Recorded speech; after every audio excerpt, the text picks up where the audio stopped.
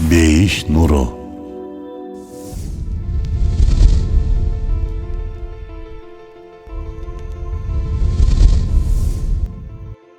Азан 14 кылымдан бери мусулман калкын бактылуулукка чакырган ибадат.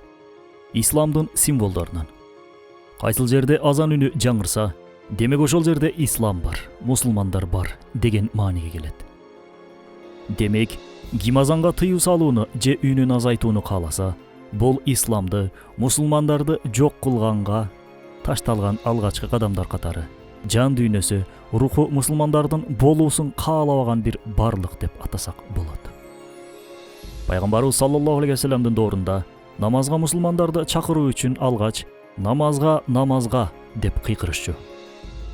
Кийин пайгамбарыбыз саллаллаху алейхи вассалам сахабалар менен кантип элди мечитке чакырабыз деп ойлоно башташат. Кээ бирлери намаз маалында туу илели, аны көрүшүп баары намазга келсин деп сунуш айтат. Бирок пайгамбарыбыз саллаллаху алейхи вассалам макул болбойт. Кээ бирлери сурнай чалалы дейт. Пайгамбарыбыз саллаллаху алейхи вассалам жөөттөр кылат аны деп макул болбойт. Коңгуроо чалалы дегенде сунуш айтылат. Пайгамбарыбыз саллаллаху алейхи вассалам кайра муну христиандар кылат деп буга да макул болбой коет. Натыйжада маселени аябай ойлонуп, акыл калчаган Абдуллах бин Зайдтын түшүнө азан кирет. Кудум эле ушундай түштү Умар разияллаху анху да көрөт. Пайгамбарыбыз саллаллаху алейхи вассалам да муну жактырып, азан кабыл алынат.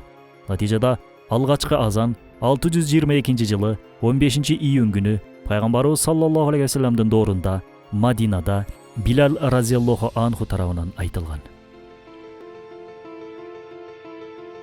19-20 кылымдарга келген убакта мусулман коомчулугунда түрдүү саясий куу оюндар уюштурула баштайт. Булардын бирөөсү улутчулдук эле. Сырттан келген пропаганда мусулман коомчулугуна мекен сүйөрүлүктүн ордуна улутчулдук, этноцентризм деген сыяктуу ооруларды жая баштайт. Натыйжада түрк болуу кандай бакыт, араб болуу кандай бакыт деген сыяктуу лозунгдар жайыла баштайт. Атүгүл диний ибадаттарды, терминдерди өз тилине которуу демилгелери да айтыла баштайт. Мисал калсак, Султан Абдул-Азиздин доорунда Али Суави аттуу жазуучу активист азанды түрк тилинде айтып, намазды түркчө окушубуз керек деген көз карашын жазып чыгат. Суави өзү Европанын пропагандасына сугарылган бир улутчул эле. Тагыраак айтканда, сырттан Европа усулу менен тарбияланып, Осман дөөлөтүнө жөнөтүлгөн вирус сыяктуу адам эле. Анын артынан эле венгриялык жөөт тирколог Игнац Кунош да азандын түркчө айтылуусу кандай сонун боло тургандыгы тууралуу айтып чыгат. 1909-жылы Осман дөөлөтүнүн акыркы парасаттуу султандарынан болгон 2 Абдулхамид тактыдан кулатылат. 1923-жылы Осман дөөлөтү кулап, ордуна Түркия республикасы курулат. Бийликке Мустафа Кемал келет. Абал оор эле. 1923-жылы 3 март күнү Англиянын Стамбулдагы элчиси Лорд Уинсей лайык, башкача айтканда динден узак болгон Түркиянын мусулмандары мындан ары Англия үчүн коркунучтуу эмес деген сөзүн айтат. Албетте, акыйкаттуусун карманган мусулман коомчулугу алар үчүн кылымдар бою коркунуч болуп келгендигин тарых өзү көрсөтүп турат эмеспи? 1928-жылы болсо өлкөнүн дини ислам дини деген өкүм конституциядан чыгарылат. Мустафа Кемал кийин өзүнө Ататүрк ысымын ыйгарат. Анын партиясы ЖХП, башкача айтканда Республикалык элдик партия бийликте болчу.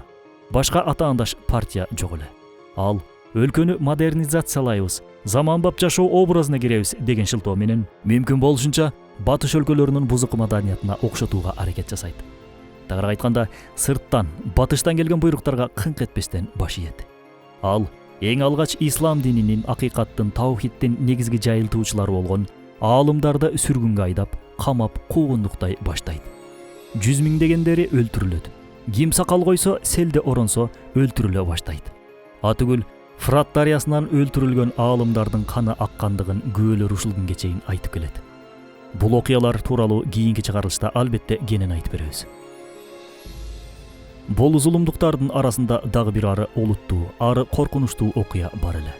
Бул азан. Азанды арабча эмес өз тилибизде түркчө айталы дегендер көбөйө баштайт. 1931-жылы декабрда чогулушта азандын котормосу даяр болот. 1932-жыл 30-январ Рамазан айы болчу. Алгачкы жолу азан түркчө айтылат.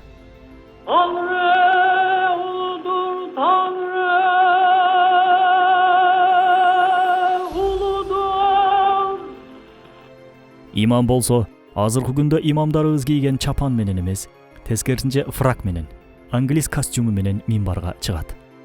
Башы болсо жылаң баш эле. Султан Ахмет мечитинде баары шляпачан кирет. Селдечен топучандарды киргизишпей коет. Эреже ушундай эле. Милдеттүү түрдө англис шляпасы кийилсин деген мыйзам да бар эле.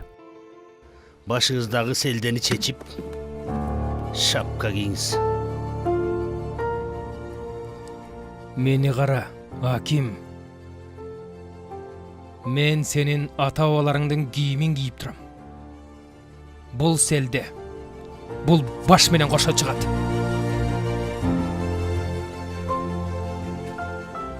Муну да биз заманбап болгону жатабыз, маданияттуу болгону жатабыз деп түшүндүрүп жатышты. Түркчө азанга чыдай албагандар намазды мечитте эмес үйлөрдө окуй башташат. 1941-жылы болсо арабча азан айтууга биротоло тыюу салынды. Элдин арасынан азанды арабча айткандар да бар эле. La Oldu, ilahe illallah. To'xtatqila. Turg'ila. Arapça azan aytqanга тыюу салынган. Мечиттин ичинде да айтканга болбойбу тууган. Бул кийимдерге да тыюу салынган. Башыңардагы селде да болбойт. Бирок аларды режим акылынан адашкандар, жиндилер, же болбосо артта калгандар, караңгылар, сабатсыздар деп гезиттерге чыгарып камап жатты. Бедиузаман Саид Нурси да бул окуяга таң калып, ошол кездеги дин иштер боюнча министрликтеги илимий кеңешке өз шакиртин жөнөтөт. Шакирти ал жердеги Аксекили Хамди аттуу жоопкер алымга жолугуп, Саид Нурсинин түркчө азанга кандай уруксат бердиңер? Кантип коркпой макул болдуңар ушундай акмакчылыкка деген кабарын угузат. Аксекили Хамди башын жерге салып, телеге каршы тоскоол боло албадык. Күчүбүз жетпеди деп жооп берет. Кийин Саид Нурси түркчө азанды бул азан эмес деп сындайт. Эмне үчүн азанды түркчөгө которушту? Албетте, акыйкатында бул буйрук сырттан, батыштан келген бир буйрук эле. Батыштын максаты болсо элди динден узактатып, коркок, кыңк этпестен моюн сунган, кечээгисин билбеген маңкурт бир коомду тарбиялап чыгаруу эле. Себеби түрк элдери жана мусулман коомчулугу дин менен жашаган кезде нечелеген кылымдар бою дүйнөнү титиретип келгендиги тарыхта маалым. Аббасилер, Селжуктар, Осмондор, Карахандар, Бабурийлер, Андалусия жана башка ушул сыяктуу дөөлөттөр дүйнөнүн тагдырын чечип келишкен. Ошол көрүнүш кайталанбоосу үчүн батыш мусулмандарды эң алгач динден алыстатуу керек эле. Бирок ата түркчүлөр азанды биз элибиз түшүнсүн, өз эне тилинде айтышсын деген максатта котордук. Арабташпай, араб кул болбой, түрк бололу деген максатта котордук деген шылтоону айтышат. Натыйжада ата бабалары кийип келген кийимдерди чечтирип, ордуна фрак, шляпа кийгизип, аялдардын жоолугун чечтирип, ордуна француз, испан көйнөктөрүн, шляпаларын кийгизишет. Ал эми азандын сөздөрүн түркчөгө эл түшүнсүн деген шылтоо менен которушканы менен, баары түшүнгөн Аллах деген сөздүн ордуна Танры, башкача айтканда Теңир деген сөздү колдонушат.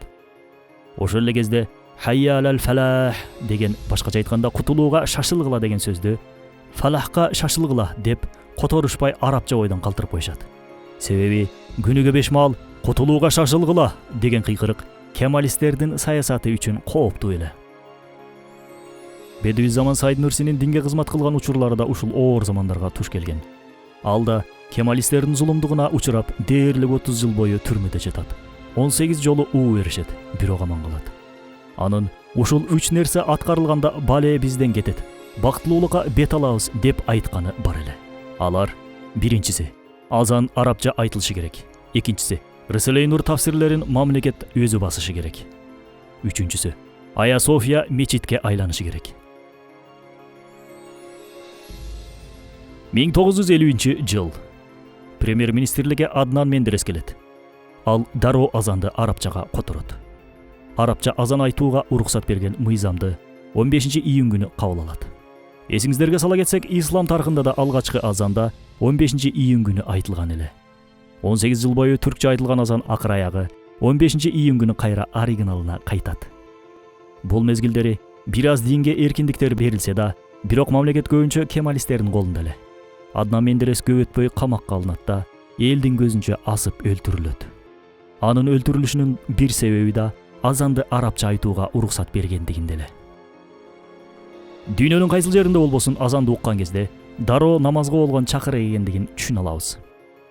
Эгер ар кайсы өлкөдө өз тилинде ар кандай айтыла берсе, анда ал азан эмес, жөн эле бакырык, кыйкырык, өкүрүк болуп калат. Ушул жерде суроо туулат. Эмне үчүн азанды арабча айтышыбыз керек? Кыргызча деле айта берсе болбойбу? Жооп. Биринчиден, дүйнөнүн кайсыл жеринде болбосун азан оригинал тилде айтылышы керек. Себеби ар ким өз тилинде которо башташса, асылынан, оригиналынан узакташып кетет. Башка жактан баргандарда азан айтылып жаткандыгын билбей калышы да мүмкүн. Натыйжада ар бир эл өз тилине которуп олтуруп азан бузулуп кетиши мүмкүн. Бул болсо диндин бузулушуна, жаңылыктардын киришине, ойдон чыгарылган жаңы усулдардын аралашып кетишине алып келет. Кудум христианчылыкта болгондугу сыяктуу. Экинчиден, Куран тили өтө бай тил. Бир эле мисал, Ихлас сүрөсүндөгү Аллаху Самат деген аяттагы Самат сөзүнө, башкача айтканда Аллахтын ысымына карап көрөлү. Саматтын кыргызча кыскача мааниси эч кимге муктаж болбогон жана ага баары муктаж болгон зат деген мааниге келет. Мынакей, бир эле сөздү кыскача которгондо эле ушунча узун маани келип чыгат. Эми ушул сөздү котороордо бир сөз менен маанисин ачып бере алабызбы? Албетте жок. Демек, Куран тилинде, оригинал тилде окулушу керек. Азандын сөздөрү да дал ушул сыяктуу. Бул дегени тилибиз кедей дегендикке жатпайт албетте. Өз тилибиз өз дилибиз. Ар бир улут үчүн өз тили улуу ыйык. Бирок ибадаттар асыл тилде, Курани тилде жүргүзүлүшү керек. Үчүнчүдөн, бир тилде ибадат кылуу бул биримдикке алып келет. Башкача айтканда, ошол ибадат кылган Куран тилин орток тил катары колдонуу аркылуу мусулмандардын башы биригет.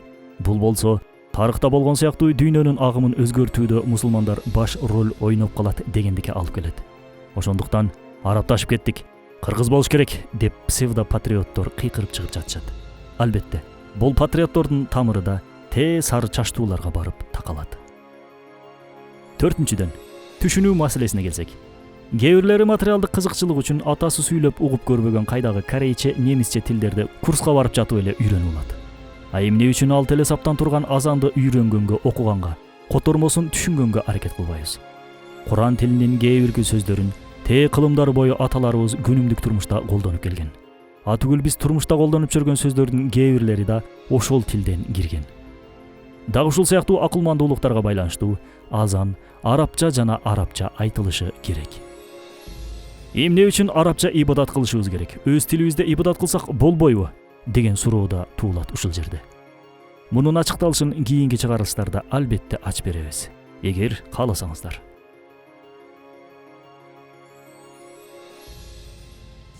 Ролик Рисале Нур аттуу Курандын тафсиринин маанисинен алынды.